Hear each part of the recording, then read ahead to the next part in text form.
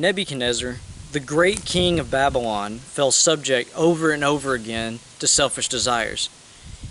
He only cared for himself, what he had, and what he had done. Does that sound a little familiar? Well, it should, because although many of us do not rule over a beautiful kingdom like Babylon or command successful armies like Nebuchadnezzar did, we too still have the tendency to be very selfish people. Much of his, as well as our selfishness, comes as a result of materialism. We hold ourselves to a higher standard based off of what we have or what we have done here on earth. Maybe you don't live in a palace in a beautiful place like Babylon, but maybe you live in a beautiful, expensive home and drive luxury vehicles.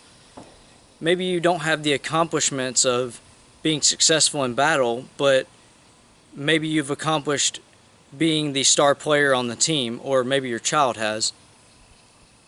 These things can have serious effects on our lives and our mindsets. Now, don't get me wrong, these things aren't necessarily wrong or evil, but the Bible does warn us against putting emphasis on these things, as well as what it might do to our attitudes. Let's take a look at a few verses that illustrate this idea. Luke 12:15 says, "Be on guard against all covetousness, for one's life does not consist of abundance of his possessions." Ecclesiastes 5:10 says, "He who loves money will not be satisfied with money, nor he who loves wealth with his income.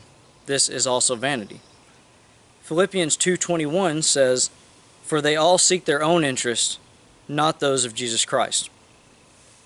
You see, Nebuchadnezzar, because he was surrounded by the grandness of Babylon, put his money, his possessions, and his earthly accomplishments up as a huge part of his life. That resulted in him losing sight of God and developing a very terrible, selfish attitude. The attitude resulted in him losing his kingdom and wandering as a beast in the field. This too can happen to us. If we concern ourselves with the worldly things and develop this selfish attitude based off of what we have, we too can lose sight of God and can lose our chance at the kingdom that God has set up for us. But there is good news to all of this. After a few years of wandering, Nebuchadnezzar's power was restored. And we too can have our power restored if we take the necessary measures. We hope that you have enjoyed this series so far of our lessons of the Bible Road Trip, and we ask that if you have a chance, come out and worship with us at Union.